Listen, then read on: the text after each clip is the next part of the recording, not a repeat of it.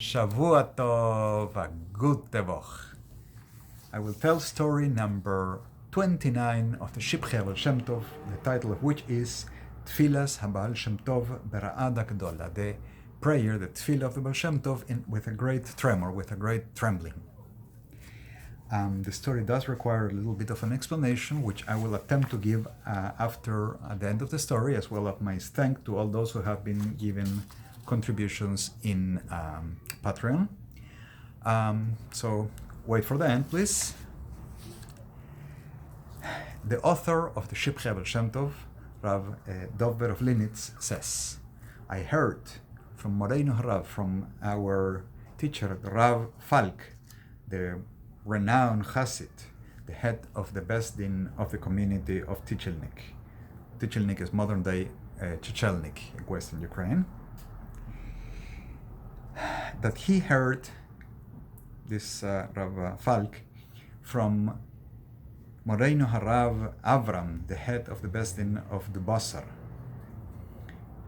that prior to being Rav of Dubasar, he was the Shliach Tzibur, he was the person in charge of the prayers in the Beis Medrash, in the house of study, in the shul of Mezibush, in the Baal Shem Tov's shul. So this Rav Avram was not only the one who told the story to the one who told the story to the author of the book, but also he was a person who was there and who took part on this story. Once they needed to say Hallel. It was either Rosh Chodesh or Chol HaMoed Pesach. Obviously, the person telling the story couldn't remember which of the two. But it was necessary to say Hallel and not the complete Hallel, that's the point. And Rav Avram, above mentioned, had to pray, or would pray the tefillah, the davening, the prayer of Shachris, the morning prayers, in front of the table, in front of the table where we do the prayers and read the Torah. And the Baal Shem Tov prayed in his usual place, his Makom Kavua, where we used to pray. And it was his custom, his minhag, that he would pray by himself, Shachris, listen to the Shliach Tzibur, and then on Hallel he would go up to the Teva, up to the Bima, and from there he would daven Hallel and go through the Kriya of the reading of the Torah until the end of davening. That was the Baal Shem Tov personal custom. As they were reading, as Rav Avram was reading the Shmoneh Esrei in an out loud voice, meaning when they repeat the Amidah in Shachris, in the morning prayer, the Baal Shem Tov began to tremble, began shaking. And it was a great trembling. Ra'ada Gdola, he was trembling his prayer.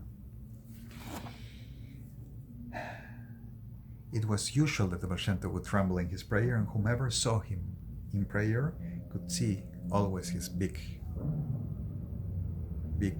tremor in the time of prayer.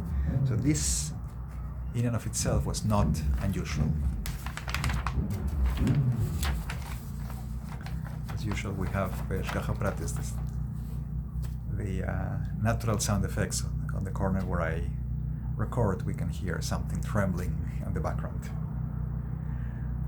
When Rav Avram, above mentioned, Rav Avram of Dubasar, finished the Chazara, the repeating of the Tefillah, the Baal Shem Tov stood on his place.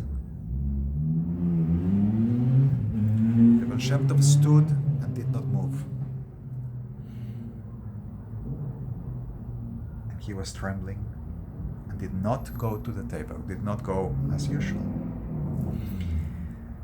The Chassid, Rav Wolf Kitzes, of whom I'll speak, Mirz Hashem, after we finish the story, peeked into the Baal Shem Tov's face, and he saw his face burning like lashes of fire.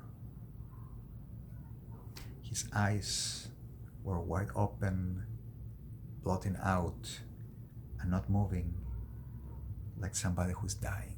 Chas v'shalom, God forbid. So this Rav Wolf Kotzes made a signal to Rav Avram, the Shliach Tzibur, and each one took him by a hand, both hands, and walking to the Teva. He went with them, went alone, shaking. He stood by the Teva shaking, opened up his mouth and recited the Hallel, all of this with a great tremor. And then when he finished Kaddish after Hallel, he stood trembling greatly for a while, and they had to wait until the Baal Shem Tov stops trembling to start Kriyas HaTorah, to start the reading of the Torah. The story ends there. It's just an anecdote rather than a story. At that time, Baal Shem Tov trembled so much they had to wait for the Baal Shem Tov to stop trembling, but it was his usual way.